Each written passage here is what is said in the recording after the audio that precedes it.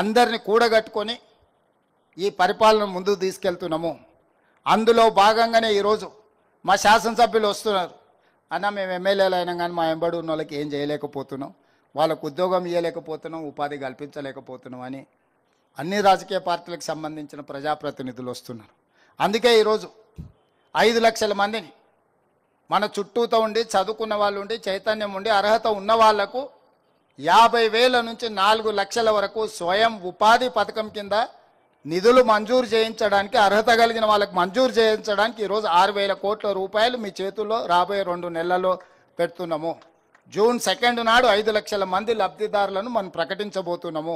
ప్రతి నియోజకవర్గానికి 4 నుంచి 5,000 మంది మన ఎంబడి ఉండి అర్హత కలిగిన కార్యకర్తలు కానీ లేకపోతే గ్రామాలలో ఉండే నిరుద్యోగ యువకులు ఎంతమంది ఉంటారు?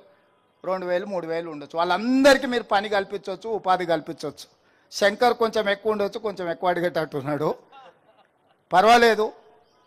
నేను ఎందుకు చెప్తున్నా అంటే ఎప్పుడైనా వడ్డించేవాడు మనవాడు ఉన్నా లేకపోతే వడ్డించాలనుకున్నాడు మనకు తెలిసినవాడు ఉంటే మొదట వానికే వడ్డిస్తాం. కాకపోతే ఆ వడ్డించేటప్పుడు వాడికి అర్హత ఉందా లేదా చూడాల్సిన బాధ్యత మన ఎమ్మెల్యేలది ఎమ్మెల్సీలదని నేను చెప్తున్నా. నాకు తెలుసు కాబట్టి 5 అంతస్తుల భవనం ఉంది అయినా 5 లక్షల రూపాయలు ఇస్తా అంటే అది మాత్రం కుదరదు.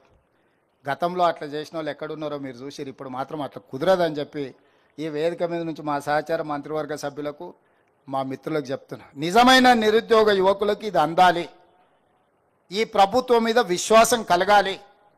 ఈరోజు 57,924 ఉద్యోగాలు ఇచ్చినామంటే పారదర్శకంగా ఇచ్చినాం కాబట్టి ఎక్కడ చిన్న ఆరోపణ మన ప్రభుత్వం మీద లేదు. అదేవిధంగా 22,000 మంది టీచర్లకు 20 ఏండ్ల నుంచి ప్రమోషన్లు లేకుంటుంటే ఇచ్చినాం, చిన్న ఆరోపణ లేదు. 10 ఏండ్ల నుంచి బదిలీలు లేకుండా ఉన్న టీచర్లకు 36,000 మంది టీచర్లను బదిలీ చేసినాం. ఎప్పుడు టీచర్ల బదిలీలు చేసినా ఎన్నో ఆరోపణలు ఉంటాయి. ఓ కలెక్టర్ను ట్రాన్స్ఫర్ చేసి ఈజీ కానీ ఒక టీచర్ను ట్రాన్స్ఫర్ చేయడం అంత ఈజీ కాదు.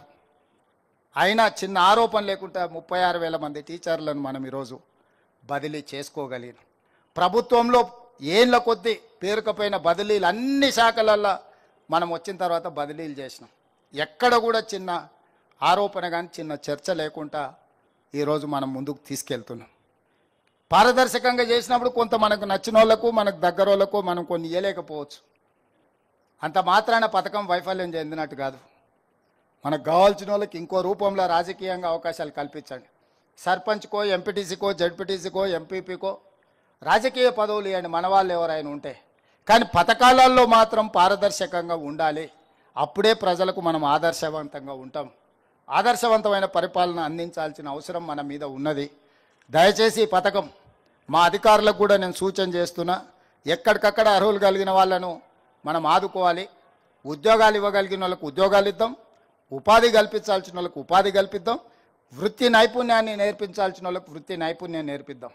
ఈరోజు యంగ్ ఇండియా స్కిల్స్ యూనివర్సిటీ కావచ్చు, యంగ్ ఇండియా స్పోర్ట్స్ యూనివర్సిటీ కావచ్చు, young India integrated residential schools కావచ్చు, ఇవన్నీ కూడా విద్యలో నైపుణ్యంలో ఒక ప్రక్షాళన. అడ్వాన్స్డ్ టెక్నాలజీ సెంటర్లు 70 ఏళ్ల క్రితం ప్రారంభించిన ఐటీఐలు ఇప్పటికి అలాంటివే ఉన్నాయి. నాంపల్లి ఎమ్మెల్యే గారు ఉండొచ్చు, 4 ఐటీఐలు నాంపల్లిలో ఎప్పుడో ఉన్న నాంపల్లిలో ఉన్నాయి, కానీ అప్గ్రేడ్ కాలే. అక్కడ ఫిట్టరో డీజిలో మెకానికలో ఎలక్ట్రికలో నేర్చుకుంటే బయటకు వస్తే అవిలో డీజిల్ మెకానిక్ నేర్చుకుంటే ఆడ అంబాసిడర్ ఫియట్ కార్లు నేర్పిస్తే బయట ఆ కారు ఎక్కడున్నదో కూడా దొరకడం లేదు రిపేర్ చేద్దామంటే. అందుకే ఈరోజు టెక్నాలజీ అప్గ్రేడ్ అయింది, సాంకేతిక నైపుణ్యం అప్గ్రేడ్ అయింది. అందుకే ఈరోజు అంత అప్గ్రేడ్ చేసిన సాంకేతిక నైపుణ్యాన్ని అడ్వాన్స్ టెక్నాలజీ సెంటర్స్లో 100 అడ్వాన్స్ టెక్నాలజీ సెంటర్లు ప్రతి నియోజకవర్గానికి ఒక్కొక్కటి ఇచ్చి వేలాది మంది నిరుద్యోగ యువకులకు శిక్షణ ఇవ్వాలనుకుంటున్నాం. మరి అడ్వాన్స్ టెక్నాలజీ సెంటర్లలో శిక్షణ పొందిన వాళ్ళు ఉద్యోగం దొరకకపోతే స్వయం ఉపాధి వాళ్ళు సాధించుకోవడం కోసం ఈరోజు రాజు యువ వికాసం కింద 6,000 కోట్ల రూపాయలు వాళ్లకు మనం ఈరోజు నిధులను అందుబాటులోకి తీసుకొచ్చింది. రేపు భవిష్యత్తులో ఈ అడ్వాన్స్ టెక్నాలజీ సెంటర్లలో కానీ లేకపోతే యంగ్ ఇండియా ఇంటిగ్రేటెడ్ రెసిడెన్షియల్ కాలేజీల్లో శిక్షణ పొందిన వాళ్లకు ప్రాధాన్యత ఇవ్వాలని మా ఉప ముఖ్యమంత్రి గారికి నేను రిక్వెస్ట్ చేస్తున్నా. ఎందుకంటే మనం ఎవరినైతే స్కిల్ అప్గ్రేడ్ చేస్తున్నాం వాళ్ళకి శిక్షణ ఇచ్చినప్పుడు వాళ్ళు నేర్చుకున్న శిక్షణ సమాజానికి ఉపయోగపడాలి అని అంటే వాళ్ళకి లోన్ ఫెసిలిటీలో వాళ్ళకి కొంత ప్రయారిటీ ఇవ్వండి. ఐటీఐ చదువుకున్న వాళ్ళకి ప్రయారిటీ ఇవ్వండి. డ్రైవింగ్ లైసెన్స్ ఉండి ఏదైనా వెహికల్ నడుపుకోవడానికి ఉన్న వాళ్ళకి ప్రయారిటీ ఇవ్వండి. ఎలక్ట్రిక్ వెహికల్స్ కొనుక్కుంటే వాళ్ళకి ప్రయారిటీ ఇవ్వండి. పొల్యూషన్ కంట్రోల్ చేయడానికి అవసరమైన హైదరాబాద్ నగరంలో ముఖ్యంగా అక్బరుద్దీన్ ఓవైసీ గారు ఒక అంశాన్ని లేవనెత్తారు. మీరు స్కీమ్స్ ఇస్తున్నారు కానీ ముస్లిం మైనారిటీ పిల్లలకు వాళ్ళ పర్సంటేజ్ ప్రకారం మీరు వాళ్ళకి ఇవ్వడం లేదని. ఎస్, డెఫినెట్గా ఇండ్ల విషయంలో కానీ ఇలాంటి పథకాల విషయంలో కానీ డెఫినెట్గా అది మేము మైండ్లో పెట్టుకుంటాం. మైనారిటీస్కి కూడా సముచితమైన న్యాయం చేస్తామని చెప్పి నేను ఈ సందర్భంగా చెప్పదలుచుకున్నాను. 4 కోట్ల మందిని ముంచిన బడ్జెట్ ఇది. 6 గ్యారంటీలను గోవిందా గోవిందా చేసిన బడ్జెట్ ఇది. ప్రజల ప్రగతి రథ చక్రానికి పంక్చర్ చేసిన కాంగ్రెస్ ప్రభుత్వం ఇది.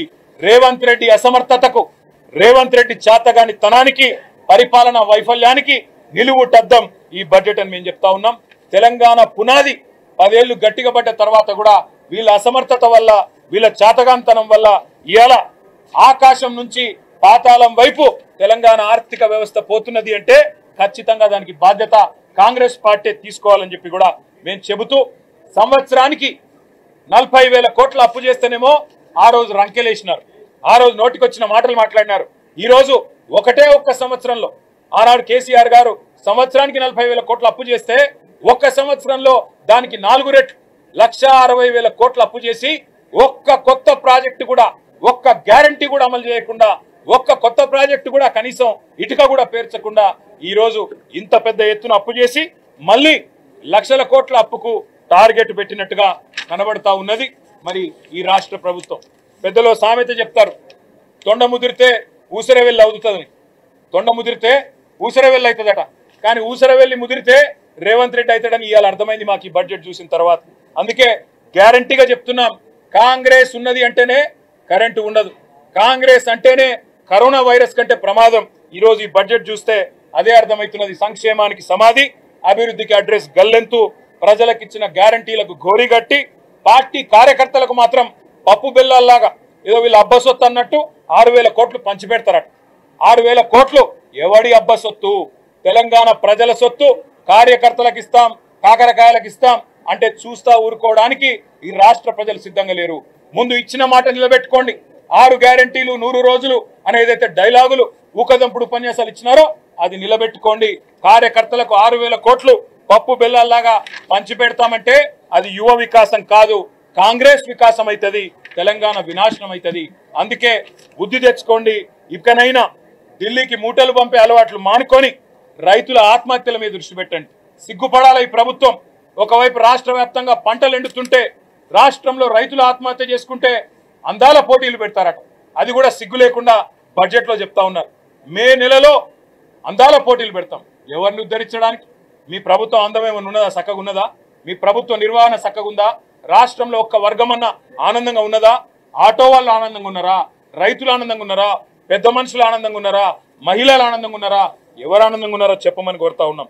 అందుకే గ్యారంటీలకు, డిక్లరేషన్లకు గోరీ గట్టిన ఈ బడ్జెట్ను మేము పూర్తి స్థాయిలో రాష్ట్ర ప్రజల తరఫున వ్యతిరేకిస్తున్నాం, నిరసిస్తున్నాం. కాంగ్రెస్ చేసిన మోసం ఇవాళ ఒక్క మాటలో 6 గ్యారంటీలకు మంగళం బాడి గోవిందా గోవిందా అని చెప్పి మా చేతులు ఎత్తేసినట్టుగా కనబడింది తప్ప ఇంకోటి లేనే లేదని చెప్పి నిర్ద్వందంగా చెప్తా ఉన్నాం. జై తెలంగాణ.